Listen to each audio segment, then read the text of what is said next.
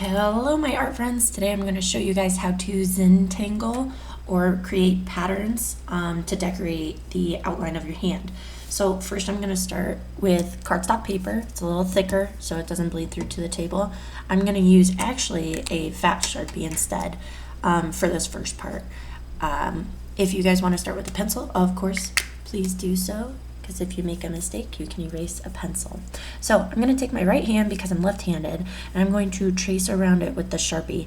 You don't have to touch on your skin, because if you get Sharpie on your skin, it is a permanent marker. It will come off, I promise. But very slowly, I'm going to trace around my hand, making sure the Sharpie sticks to the outline of my hand. And I like using the fat Sharpie because it makes my hand look bold. Try not to move your finger. If you get a little bit of Sharpie on your skin, it's okay. It does wash off with some soap. So very slowly I'm doing this. A lot of times I see kids rush this and they go too fast and they make their fingers too skinny. So make sure you're really taking your time. If you have to, get help from somebody else to trace around your hand. That way you can focus on making sure it stays still. Alright, so there is the outline of my hand.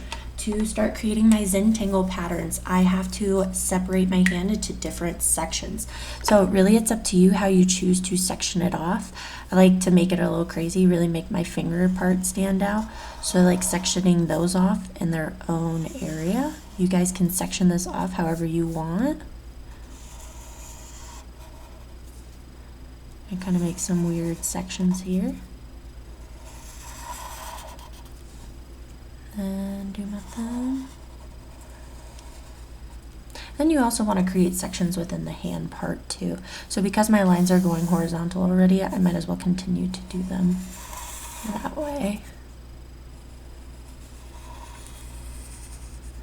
Alrighty, and we'll leave it like that. So you might want a smaller utensil too. So instead of just a medium Sharpie, I might want to use an ultra fine tip Sharpie too for some of these patterns. Now your patterns can be whatever you want them to be. I just went on Google and looked up Zentangle patterns because there are many different types and there's also many different names for them. So I just picked one of the sections to pull up and look at. Some patterns are very, very easy to do and some are very difficult. So pick some that you think that you could do. If you want to try a challenge, pick some that might be a little harder for you. So first I'm going to start with my thumb. I'm going to start with these wiggly lines with my medium Sharpie here. Kind of do the opposite over here. Make it look like little bubbles. And then, so then I'll take my skinny Sharpie, start adding some details in there. So for this one, I'm going to do some lines and I'm going to make sure they curve one direction. And then in the next section, they're going to curve the other way, so it kind of makes them look like they're moving.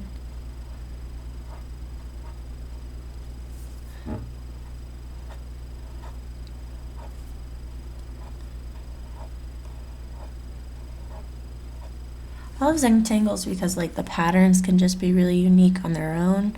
You don't need to color these in.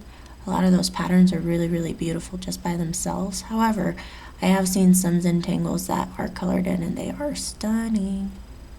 So if you choose to color this in after you're all done with your patterns, please, please do so. But yeah, for this part, because this can take a while, I really like to just turn on some really calming music, look at different patterns to do, just really zone in on what I'm doing.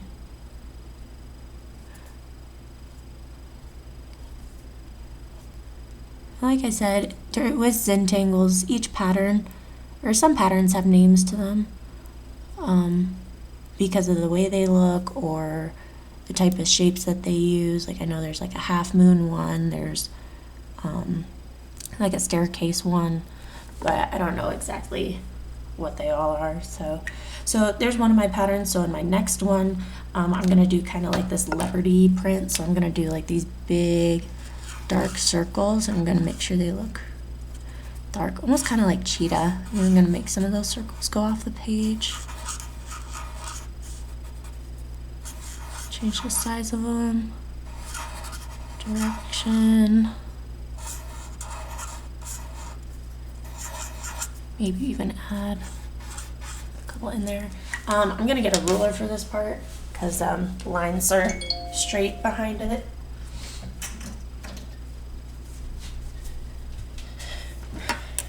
So I'm gonna take a ruler, and I like the look of thin and thick lines. I really think it makes your artwork pop when there's thicker and thinner lines. So that's why I like to use the fat Sharpie to outline my hand.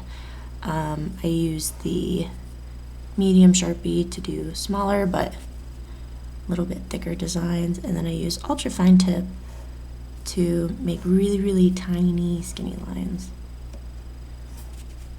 It's huge. Now I'm making sure I'm ghost lining because I don't want to color inside of those bubbles. And just continue this line. Use one over here.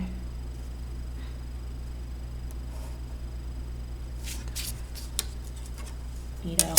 So then one of these other ones, I just want to make this one faster. Let me see. That one's pretty. I can use a medium one for that. So this one just is, it's kind of like scaly, so it's a bump and another bump. And then each new bump sits in the middle of the other bump.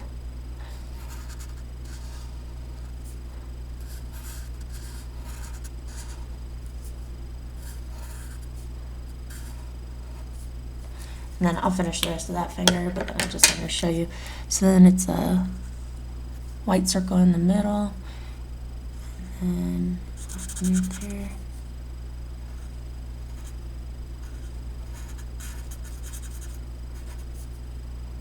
So once you get this all colored in, it can look pretty crazy. Then if you add a background to it too, all I'm doing is adding a white circle and then a black one, but I'm leaving the edge white.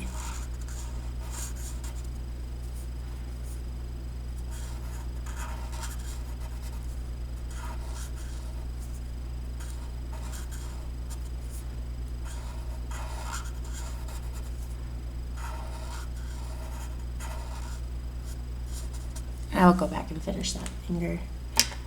Let's do another hand for another finger. And like I said, some of these designs are super simple, so even like this design's really simple, but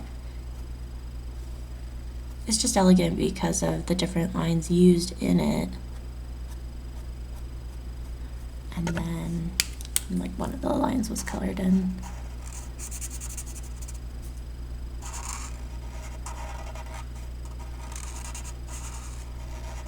You can make your own patterns up.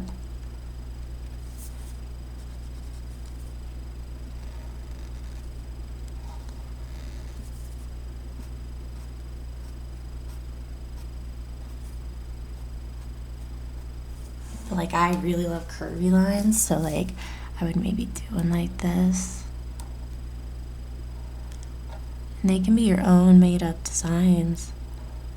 That's why I love Zentangle so much. You kind of just start to come up with your own stuff.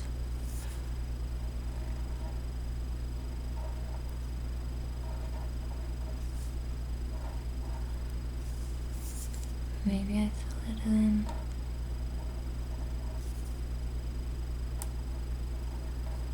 And I could do like different colors in that one.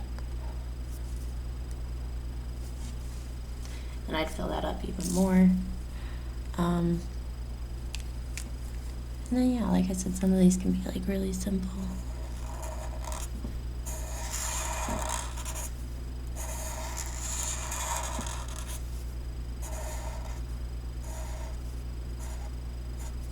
So you really want to make sure you fill up each section completely. I know that I didn't finish those finger ones because I didn't want the video length to be too long. But you really want to make sure you fill in each section completely. That way the picture looks complete. Oh, it kind of looks like a flower, huh?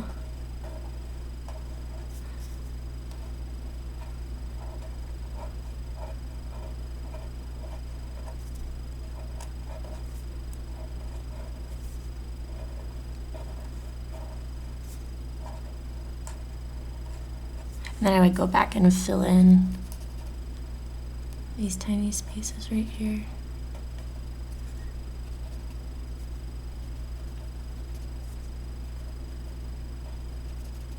And I would do that all the way out. Kind of looks like stained glass a little bit.